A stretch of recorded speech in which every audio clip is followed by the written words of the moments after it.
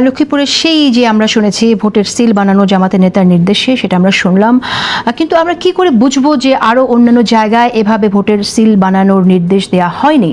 এক জায়গায় ধরা পড়েছে, অন্যান্য জায়গায় ধরা পড়ছে কিনা সেটা আমরা কি করে নিশ্চিত হব? পাশাপাশি এই যে অভিযোগ আসছে বিপুল সংখ্যক বোরখা বা নিকাব প্রস্তুত করা হচ্ছে, কদিন আগে আমরা শুনলাম নির্বাচন কমিশনের তিনি তার দায়িত্ব পালন করেছেন দীর্ঘদিন, এবং জেসমিন টুলি তিনি বলেছেন যে নির্বাচনের ক্ষেত্রে যারাই ভোট দিতে যাবেন তাদের মুখ দেখানোটা বাঞ্ছনীয়, তো সেটা কি আসলে ফলো করা হবে কিনা? আর এই অভিযোগগুলো নিয়ে এই প্রশ্নটি আসলে জেসমিন টুলিকে আমি করেছিলাম আমার একটা অনুষ্ঠানে, উনি এসেছিলেন এবং আমি তাকে যখন জিজ্ঞেস করলাম তিনি বললেন যে হ্যাঁ, এটা খুবই ভ্যালিড প্রশ্ন। অনেকগুলি ঝামেলা রয়েছে। নির্বাচন কমিশন এখনো পর্যন্ত আমাদের মনে আস্থা দিতে পারে নাই যে তারা একটি নিরপেক্ষ নির্বাচন আয়োজন করতে সক্ষম, কেননা তারা যেসব সিদ্ধান্ত নিচ্ছেন সব জায়গাতেই কারচুপি জালিয়াতি করার সুযোগ রেখে সিদ্ধান্ত নিচ্ছেন। যেমন তারা এখনো পর্যন্ত আমাদেরকে আশ্বস্ত করেন নাই যে যে সিলটা ব্যবহার করা হবে সেই সিলটা কি আসলে কোনো নিরাপত্তামূলক চিহ্ন বা কোনো কিছু রয়েছে কিনা, এবং এটা তাদেরকে বলতে হবে।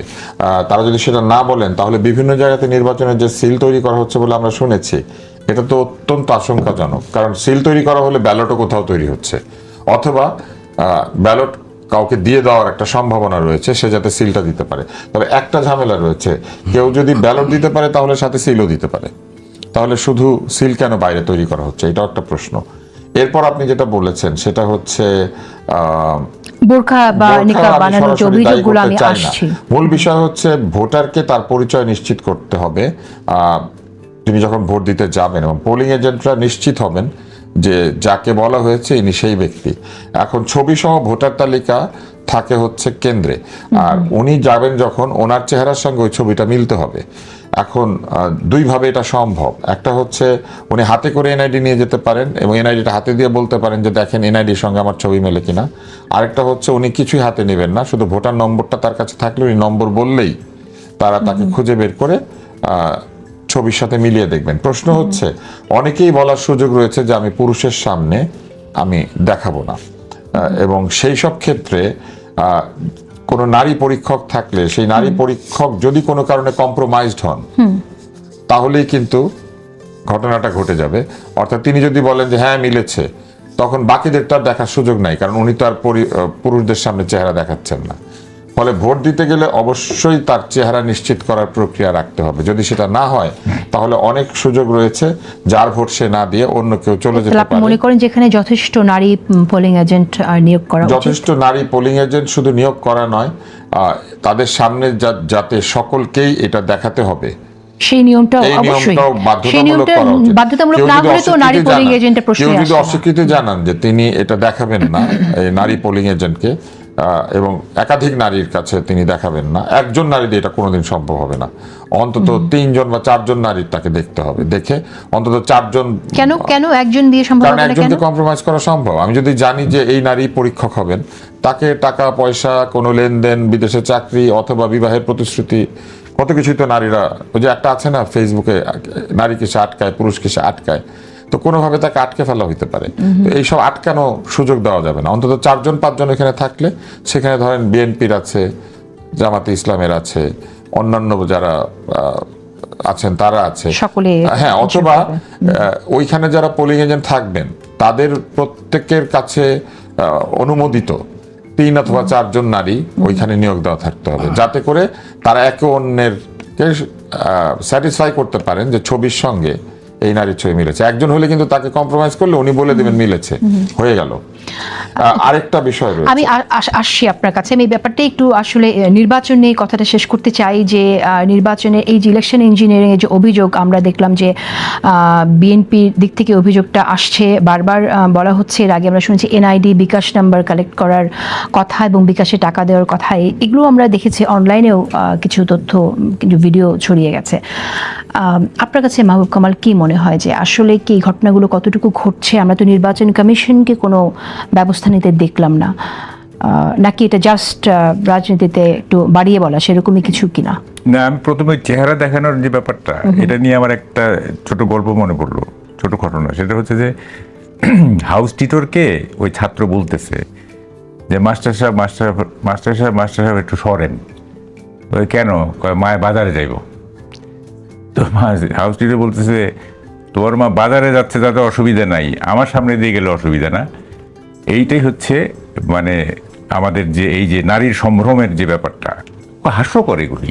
হ্যাঁ, যাই হোক, দেখেন কত রকমের যে ডিজাইন হচ্ছে, এত ডিজাইন তো আমাদের তো অত মেধা নাই যে এত ডিজাইনের গভীরে আমরা প্রবেশ করব। হ্যাঁ, মানে এমন অনেক ডিজাইন আছে হয়তো আমরা কল্পনাও করতে পারতেছি না যে ইঞ্জিনিয়ারিংটা কিরকম হবে যদি করে থাকে আর কি। কারণ এগুলো সব মাস্টার ডিজাইনার। হ্যাঁ, মাস্টার ডিজাইনার, আমরা খুব লেম্যান টাইপের লোক, আমরা এত বুঝি টুঝি না। যাই হোক, আমরা যে অফলাইনে কথা বলতেছিলাম যে এই জাতির উদ্দেশ্যে ভাষণ, হ্যাঁ, ওটা নিয়ে আমি একটু বলি। সেটা দেখেন জাতির উদ্দেশ্যে ভাষণ না, 4 জন ভাষণ হ্যাঁ, দিচ্ছেন। এটা অ্যাকচুয়ালি হওয়া উচিত ছিল কি ডিবেট হওয়া উচিত ছিল। যেমন ধরেন আমি এখন যে দুইটা বড় জোট, তাই না, একটা হচ্ছে যে বিএনপি লেড একটা জোট, আর একটা হচ্ছে জামাত লেড জোট। অর্থাৎ পলিটিক্সটা অনেকটা বাইনারি হয়ে গেছে। হ্যাঁ, আচ্ছা, এখন এই বাইনারি পলিটিক্সে যেমন আমেরিকাতে কি হয়, মানে ইলেকশনের আগে কি হয়, তারা কিন্তু এরকম প্রচার টচার করে না খুব একটা। তাদের হয় যে মানে ডেমোক্রেটের যে প্রেসিডেন্ট ক্যান্ডিডেট এবং রিপাবলিকের যে প্রেসিডেন্ট ক্যান্ডিডেট, তারা একটা ডিবেটে বসে। এটা দুইটা তিনটা ফেজে হয়, এবং সেখানে এক পরস্পর প্রশ্ন করে, উত্তর দেয় ইত্যাদি। এবং আরেকটা থাকে যে 50টা প্রশ্ন করা হয়, সেইটা ওই তাদের রেডি উইথ তাদের নলেজ, তাদের আইকিউ, এইটা মানে টেস্ট আউট করার জন্য। ইন্টারেস্টিং, আমি একটু বলে দিই, একটু আমরা করি না কেন, সব তো বোরিং, একটু ইন্টারেস্টিং করি। সেটা হলো যে ওই ক্লিন্টন এবং বুশ 50টা করে প্রশ্ন করা হচ্ছে। এখন Bush could not answer 49 questions out of 50, and Clinton answered all the questions. ও তো কম্পিউটার বয়। তো বুশকে জিজ্ঞেস করা হচ্ছে, আচ্ছা বলো তো জুলিয়াস নায়ারে কে, হু ইজ জুলিয়াস নায়ারে? তো ন্যাচারালি বুশ পারে নাই, ও তো ডাফার। তো ক্লিন্টনের টার্ন আসছে, বলে যে আচ্ছা একটা কিউকাম্বার, একটা শশাকে যদি এইভাবে কাটা হয় তাহলে কত পিস হবে? তো ক্লিন্টন তো কম্পিউটার বয়, সাথে সাথে বলে দিছে। তখন প্রশ্নকর্তা জিজ্ঞেস করছে, ইজ দ্য নাম্বার কারেক্ট? তো ক্লিন্টন বলছে, yes, Tanzanian president Julius Nyerere confirmed it yesterday. মানে সে এটাও বলে দিল যে জুলিয়াস নায়ারে কে সেটাও সে জানে, বুঝতে পারে নাই। হ্যাঁ, যে তানজানিয়ার প্রেসিডেন্ট জুলিয়াস নায়ারে কনফার্ম করছে যে হ্যাঁ সংখ্যাটা ঠিক আছে। মানে ইন্টারেস্টিং আর কি। এখন আমাদের দেখেন যদি দুইটা মেজর যে অ্যালায়েন্স, হ্যাঁ, এদের যদি ডিবেট হইতো তাহলে কত ইস্যু, যেমন ধরেন ব্লু ইকোনমি যদি এক্সপ্লোর করা যায়, half of the battle is done. So resourceful এবং এখন হয়তো প্রশ্ন করা হইলো ধরেন যে তারেক রহমানকে যে ব্লু ইকোনমি সম্পর্কে আপনাদের কি, how do want to explore blue economy? সে বললো, জামাতের আমির বললো, হ্যাঁ, ওখানে একটা জিনিস দেশবাসী জানতে পারলো যে এটা একটা বড় ইস্যু না। তা আমরা তো কি করতেছি, আমরা কতগুলি মানে ফালতু জিনিস নিয়ে ডিবেট করতেছি। হ্যাঁ, বেহেশতের টিকিট দিচ্ছি, আবার ওই যে বাবুনগরী বলতেছে যে বিএনপি কি জামাতকে ভোট দেওয়া হারাম। তাইলে আমরা কোন ইসলাম গ্রহণ করব? এটা কি জামাতের ইসলাম গ্রহণ করব না বাবুনগরীর ইসলাম গ্রহণ করব? তাই না? বাবুনগরী বলতে জামাতকে ভোট দেওয়াটা হারাম। তাইলে এই যে ইসলামের নানা রকম ব্যাখ্যা, মানে কতগুলি সিলি ব্যাপার নিয়ে জাতি মেতে উঠছে। এবং সবচেয়ে আমার দুঃখজনক কি জানেন, এই দেশে মানে সেন্সিবল লোকের চাইতে স্টুপিডের সংখ্যা বেশি, অনেক বেশি, বুঝছেন? স্টুপিডরা রাজত্ব করতেছে। হ্যাঁ, এবং they have form large groups, হ্যাঁ, থোক গ্রুপ, হ্যাঁ, মানে এগুলি তারা ডমিনেট করতেছে। এবং সেন্সিবল যারা, তারা কোণঠাসা হয়ে আছে। হ্যাঁ, কারণ ওই যে মানে মার্ক টুয়েনের একটা কথা আছে, don't underestimate the strength of stupids when they form a large group. স্টুপিডরা যখন একটা লার্জ গ্রুপ তৈরি করে, তাদের শক্তিকে কখনো আন্ডারএস্টিমেট করো না। সো আমরা তো যারা সেন্সিবল, তারা তো ভয়ে আছি আর কি, যে এই কারণ স্টুপিডরা তো যা খুশি তাই করতে পারে। হ্যাঁ, তো ফলে আমরা ভয়ে আছি কখন কোন কিরি চাই সব গায়ের উপরে পড়ে। সো এই যে একটা কি বলে, একটা tragic part of our history, হ্যাঁ, এবং মানে কি বলে যে মর্মান্তিক একটা সময় আমরা পার করতেছি। হ্যাঁ, এটার কোনো ভাষা নাই। হ্যাঁ, প্রতিশ্রুতি দেখেন, এটাও একটু বলে নেই, প্রতিশ্রুতি দিচ্ছে না, এই যে নানা রকম কি বলে ইশতেহার দিচ্ছে না, তারপরে নির্বাচন কমিশন করতেছে না, ভালো নির্বাচন কমিশন, সব তো প্রতিশ্রুতি। আমি কালকে পরশুদিন একটা টেলিভিশনে বলছি, প্রতিশ্রুতি হলো যে ক্লাউড, আর বাস্তবায়ন হচ্ছে রেইনফল। যে ক্লাউড থেকে বৃষ্টি নামে না, হ্যাঁ, সেই ক্রাউডের তো কোনো মূল্য নাই, তাই না? তো ফলে ক্রাউড জমতেছে, প্রতিশ্রুতির মানে একেবারে পুঞ্জ পুঞ্জ মেঘ, হ্যাঁ, কিন্তু বৃষ্টি হবে না, মানে এটার বাস্তবায়ন হবে না। আচ্ছা, আমরা ইশতেহার নিয়ে কথা বলবো যে আমাদের এই যে ভরসার জায়গা নষ্ট হয়ে যাওয়ার তো যথেষ্ট কারণ আছে। আমরা অতীতে দেখেছি ইশতেহার যেগুলো বলা হয় সাধারণত কথার ফুল ছড়িয়ে বেশিরভাগ ক্ষেত্রে ছিল, সেই জায়গায় এবার ব্যাখ্যা করে দিব। আমি এবার একটু আসবো যে এবারের ইশতেহার আপনি কিভাবে দেখছেন। বিএনপির ইশতেহার গতকাল ঘোষণা করেছে, আমি সে বিষয়ে কথা বলবো। তার আগে আমি একটু শুনতে চাই যে রাজিকুজ্জামান রতন, আপনারা কি বিটিভিতে ভাষণ দেওয়ার জন্য অনুমতি চেয়েছেন কিনা? আমরা 5 তারিখে একটা চিঠি যখন শুনলাম যে রাজনৈতিক দলগুলোকে এবার রাষ্ট্রীয় প্রচার মাধ্যমে কথা বলার সুযোগ দেওয়া হবে, তাদের ইশতেহারটা প্রকাশ করার জন্য বা প্রচার করার জন্য সুযোগ দেওয়া হবে, আমরা একটা চিঠি দিলাম যে শুনেছি এরকম। 5 তারিখে চিঠি দিয়েছি এবং তারা রিসিভ করে নিয়েছেন। আজ পর্যন্ত তার কোনো রেসপন্স নেই। আজকে যখন তাকে টেলিফোন করা হলো, তারা বলে চিঠিটা তো পাইনি আমরা। যখন আমরা বললাম আপনি তো রিসিভ করে নিয়েছেন, পাননি মানে? রিসিভ করে নিয়েছেন, তারপরে আমরা মেইল করেছি সচিবের কাছে, এখনও পাননি আপনারা? বলে ঠিক আছে, আমরা দেখছি। ইতিমধ্যে পত্রিকায় আমরা দেখলাম যে কয়েকজনের নাম, তাদেরকে ভাষণ দিতে বলা হবে। আচ্ছা, জাতির উদ্দেশ্যে তারা ভাষণ দেবেন, এটা তো নির্বাচনী ইশতেহার, তারা ঘোষণা করবেন অথবা পাঠ করবেন। জাতির উদ্দেশ্যে ভাষণ দেওয়ার মতো করে তারা দিচ্ছেন, দিক, অসুবিধা নাই। কিন্তু ওই যে তারা বলেছিলেন না লেভেল প্লেয়িং ফিল্ড, কত সুন্দর সুন্দর কথা বলছিলেন না। এখন আমরা দেখলাম যে ডিসঅনেস্ট আম্পায়ার ফিল্ডটা লেভেল থাকলেও কিন্তু খেলাটাকে ভালোভাবে পরিচালনা করবে না। এখন তো আমাদের লেভেল প্লেয়িং ফিল্ডের চাইতে আম্পায়ারের কথাটাই বেশি ভাবতে হচ্ছে। নাম্বার 2 হলো যে আমরা যখন বলি যে নির্বাচন একটা গণতান্ত্রিক ব্যবস্থার অঙ্গ, তাহলে গণতান্ত্রিক সংস্কৃতি ছাড়া তো শুধু অঙ্গটা পুষ্ট হবে না। যদি মাথাটা আমার ঠিক কাজ না করে, যাদেরকে আমরা অপ্রকৃতিস্থ বলি, তার মাথাটা কাজ করছে না কিন্তু অঙ্গগুলো খুব পুষ্ট আছে, তা তাকে কি আমরা সুস্থ সবল মানুষ বলবো? ফলে আমাদের যদি বলি উপরটা যেখান থেকে ডিজাইন হচ্ছে সেই জায়গাটা যদি অপ্রকৃতিস্থ থাকে, তাহলে অঙ্গগুলো সুস্থ থাকলেও খুব একটা ভালো কাজ হবে বলে আমাদের মনে হয় না। আর আরেকটা বিষয় আমরা একটু খেয়াল রাখতে চাই যে এই যে নির্দেশ দিচ্ছেন, আরপিও সম্পর্কে নানা কথা বলছেন, আরপিও যদি ভায়োলেট হয় তাহলে কি ভূমিকা পালন করছেন? তার মানে কি তারা এখনই বুঝিয়ে দিলেন যে আমরা নির্দেশ দেব, পালন করা না করা আপনাদের ব্যাপার, এবং এরপরে আপনারা বুঝে নেবেন যাদের জোর বেশি তাদের পালন না করার ক্ষমতাও বেশি, যাদের জোর কম তাদের পালন করার বাধ্যবাধকতা বেশি। আর একটা হচ্ছে, এটা হলো সাংগঠনিক জোর, আর একটা আছে স্নেহের জোর। যে যাদের প্রতি স্নেহ অবিরল ধারায় বর্ষিত হয় তাদের সব কিছুই মাফ হয়ে যায়। এইটা যদি হতে থাকে, মনন জগতে এটার ছাপ যদি পড়ে, তাহলে বাস্তবে তার প্রতিফলনটা কি হবে? নির্বাচনের আগেই যদি নির্বাচন বিতর্কিত হয়ে যায়, নির্বাচনের আগেই যদি নির্বাচন সম্পর্কিত মানুষের মধ্যে কনফিউশন তৈরি হয়ে যায়। ধন্যবাদ আপনাকে রাজিকুজ্জামান রতন। আসবো আবার আপনার কাছে। আব্দুল তুষার, আমরা যে লেভেল প্লেইং ফিল্ডের কথা অনেক বলছি, সবাই চাইছে, কিন্তু সরকারের ভূমিকাকে আপনি কিভাবে দেখেন? 4 জনের ভাষণ যারা প্রচার করবে বিটিভি, যেটা নিয়ে আলোচনা করছি, তার মধ্যে মামুনুল হকও আছেন, নাহিদ ইসলাম এবং বিএনপি চেয়ারপারসন তারেক রহমান এবং জামাতের ইসলামের আমির। প্রথমত এই নির্বাচন মোটা দাগে দুটি জোটে বিভক্ত হয়ে গিয়েছে। একদিকে বিএনপি মূলত প্রার্থী, অন্যদিকে জামাত, এনসিপি, মামুনুল হকের যে দল এবং সাথে আরো কিছু লোকজন। একটি জোট থেকে 3 জন জাতির উদ্দেশ্যে বক্তৃতা দিবেন, আরেক দিক থেকে 1 জন। লেভেল প্লেইং ফিল্ড হলো।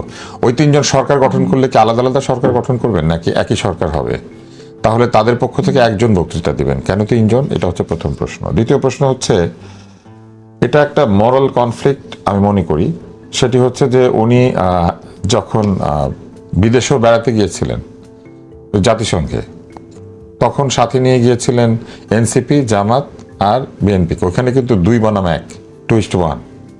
উনি সবসময় এই কাজ করে চলেছেন শুরুর থেকে। আরেকটা জিনিস চিন্তা করেন, কেউ যদি বলেন ছাত্ররা আমার নিয়োগকর্তা, আমার সঙ্গে আছে যারা, তারাই মেটিকুলাস প্ল্যান করেছে, তরুণরা দল তৈরি করবে, ভোটের বয়স 17 বছরে নামিয়ে দিলে হয়, তরুণরা শুধু নির্বাচনই করবে না, তারা জিতবে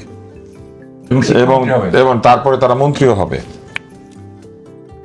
একটা জিনিস আমাকে বলেন, যারা নির্বাচন করছে তাদের নিয়োগকৃত প্রধান উপদেষ্টা সহ উপদেষ্টাগণ নির্বাচন পরিচালনা করছেন, এটা কি লেভেল প্লেইং ফিল্ড? আওয়ামী লীগের নিয়োজিত মন্ত্রী এবং প্রধানমন্ত্রীরা মিলে নির্বাচন করেছেন, এটা হচ্ছে একটি বিতর্কিত নির্বাচন। তাহলে এনসিপি এবং তরুণদের নিয়োগকৃত ব্যক্তিরা নির্বাচন পরিচালনা করছেন, তাহলে সেটা কি একই যুক্তিতে গ্রহণযোগ্য হয়? হয় না। এটা একটা মোরাল কনফ্লিক্ট। এটা আপনি আইনে কোনো বাধা নাই, কিন্তু এটা তো একটা প্রশ্ন তোলার মতো ব্যাপার। আপনি বলছেন এরা নিয়োগকর্তা, তাহলে নিয়োগকর্তারা শুধু আপনাকে নিয়োগ দিয়ে ছেড়ে দিয়েছেন? ছাড়ে নাই কিন্তু। নিয়োগকর্তারা যখন তখন তার বাসায় ঢুকে গিয়েছে পারমিশন ছাড়া, যখন তখন তার বাসা ঘেরাও করেছে। এমনকি যেদিন বিএনপির ম্যানিফেস্টো ঘোষিত হচ্ছে সেদিন তারা জাতিসংঘ দিয়ে তদন্ত এবং তদন্ত প্রক্রিয়া চালানোর দাবিতে তারা সেদিন রীতিমতো ঢাকা শহরকে একটা ভয়ের জায়গায় পরিণত করতে প্রায় সক্ষম হয়েছিলেন, এবং তাদেরকে প্রহার করা হয়েছে, বলা হয়েছে। আমরা কিছু প্রহারের চিত্র দেখেছি, কিন্তু পুলিশ বলেছে যে তারা কোনো গুলি চালায় নাই, এবং একটি দুটি সোশ্যাল মিডিয়া আমরা দেখেছি এরকম সোশ্যাল মিডিয়ায় তারা মিথ্যা প্রচার চালিয়েছে। সোশ্যাল মিডিয়াতে সত্য কথা বললে মানুষ কারাগারে যায়, আর মিথ্যা কথা বলার পরে তারা দিব্যি ঘুরে বেড়ায়, নির্বাচন করে, বড় বড় হুমকি দেয়, আবার আসবে বলে। জাতিসংঘ কি হত্যাকাণ্ডের তদন্ত করে থাকে কিনা, এটা তো একটি প্রথম বিষয়। জাতিসংঘের প্রক্রিয়া কি, জাতিসংঘ কিভাবে তদন্ত করে, এই বিষয়গুলো তো জানতে হবে। জাতিসংঘ মূলত মানবতার বিরুদ্ধে অপরাধ, গণহত্যা এবং কোথাও যদি কোনো ম্যাস কিলিং হয়ে থাকে এইগুলি তদন্ত করে থাকে জাতিসংঘ। জাতিসংঘ তো ব্যক্তি হত্যার তদন্ত করে না, এগুলি তদন্ত করে হচ্ছে কোনো বিদেশি সংস্থাকে আপনি দাওয়াত দিতে পারেন। FBI, ইন্টারপোলও ইনফ্যাক্ট তদন্ত করে না, স্কটল্যান্ড ইয়ার্ড, এদেরকে দাওয়াত দিতে পারেন। ইন্টারপোল দিয়ে মূলত রেড অ্যালার্ট জারি করে অপরাধীদেরকে বিভিন্ন দেশ থেকে ধরে আনার ব্যবস্থা করা হয়। তো এখন এই প্রক্রিয়াগুলি সম্পর্কে যথাযথ জ্ঞান বুদ্ধি ছাড়া তারা যে আন্দোলনে নেমে গেলেন এবং নেমে গিয়ে যে তারা একটা বিরাট হইচই তৈরি করে ফেললেন, এটা কেন করা হয়েছে? এটা তো পরিষ্কার, যাতে পরের দিন শুধু আলোচনা হয় কে আহত, কে ব্যথা পেল, কে সাউন্ড গ্রেনেড ছুড়লো, ডিএমপির কমিশনার কেন সিভিল ড্রেসে লাঠি তুলেছেন, এগুলো নিয়ে আলোচনা চলছে। কিন্তু দেশের বৃহত্তম একটি রাজনৈতিক দল তার ম্যানিফেস্টো দিয়েছে, এটাকে ঢেকে রাখার জন্য এটা একটা প্রক্রিয়া প্রথমত, আর কিছু না। তারা বৃহস্পতিবারই কেন আন্দোলনটা করলেন না? আরেকটা মজার বিষয় দেখেন, রাজশাহী বিশ্ববিদ্যালয়ের এই ছেলেটির ঢাকা শহরে কি কাজ যে সে চলে এসেছে শুক্রবার দিন আন্দোলনে যোগ দিতে? রনি ইলেকশন করছে কোথায়? রনি ইলেকশন করছে ঢাকার বাইরে। সে কি কারণে সেদিন ঢাকায় চলে এসেছে? আন্দোলনটা করার জন্য, মার খাওয়ার জন্য? সেজন্য সে এসেছে? এই প্রশ্নগুলি কিন্তু করতে হবে। যখন ওসমান হাদি জীবিত ছিলেন তখন তারা তাদের নির্বাচনী প্রচারণায় তাকে জেতানোর জন্য একদিনও তার পাশে গিয়ে দাঁড়িয়েছিলেন, এরা একদিনও হাদির জন্য গিয়ে ভোট চেয়েছিলেন, হাদিকে অর্থ সাহায্য করেছিলেন। হাদি আমাদের সহযোদ্ধা, এই কথা বলে তারা এখন হত্যার বিচার দাবি করছেন, লেজিটিমেট। কিন্তু সেই জন্য যে ঢাকা শহরকে প্রায় বিপদগ্রস্ত করে দিয়ে প্রধান উপদেষ্টা বাড়ি অভিমুখে যাত্রা করা, প্রধান উপদেষ্টা কিন্তু সিলেক্টিভ। এই একই কাজ আপনি আমি করলে পরে আপনি দেখতেন যে আমাদের 14 গোষ্ঠী এখন জেলখানায়। কিন্তু এদের ব্যাপারে কিন্তু একটা মামলা দায়ের হয়েছে, প্রধান উপদেষ্টা বরাবর যে তারা গিয়েছেন। 1100 ব্লকেডের কথা বলা হয়েছে, 1100 ব্লকেড নাকি হয়েছে, এবং এগুলি তিনি সহ্য করেছেন, তার সরকার সহ্য করেছে। এই 1100 ব্লকেডের মধ্যে অধিকাংশ ব্লকেড কারা করেছে? রাস্তা বন্ধ করে দিয়ে দাবি আদায় করার চেষ্টা কারা করেছে? সেই জরিপটাও তো দিতে হবে। শুধু 1100 ব্লকেড হয়েছে বললে তো হবে না। আর 1100 ব্লকেডে কতজনকে তারা প্রতিহত করেছেন? বলেছেন তারা রিক্সা লীগ, আনসার লীগ, অমুক লীগ বলেছেন, আর অন্যদেরকে তারা সেই নামটা দেন নাই কেন? কেন দেন নাই? তাহলে বাকিদের শুরুর দিকে 5 আগস্ট পরবর্তী সময়ে কিছু আনসার লীগের মতো কেউ বের হলে তারা সেটা বলেছেন, অটো পাস কিন্তু তারা অটো পাস লীগ বলেন নাই। এই যে পরীক্ষা ছাড়া পাস করার দাবি নিয়ে এসেছিল, এটা কি সঠিক ছিল?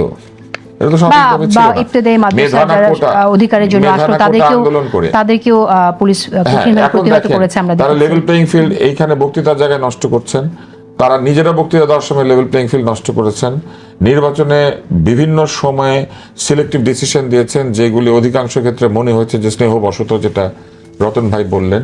এবং সবশেষে জাতির উদ্দেশ্যে একটি দল কেন ভাষণ দেবে? জাতির উদ্দেশ্যে তো তারা ম্যানিফেস্টো ঘোষণা করেছেন, তারা ম্যানিফেস্টো পাঠ করতে পারেন, আলাদা করে ভাষণ তারা ভাষণ দেবেন, বিটিভিতে প্রচার করা হবে। যদি বিটিভিতে প্রচার করা হয় তাহলে সেটা সব দলের ক্ষেত্রে কেন নয়? সেই প্রশ্নটা, ভাষণ কেন সরকারি পয়সায় দেওয়ার ব্যবস্থা করবেন তারা শুধুমাত্র 4টা বা 5টা লোককে? অন্যান্য দলগুলি দল না, তারা দুধ ভাত। বহু বছর ধরে কমিউনিস্টরা রাজনীতি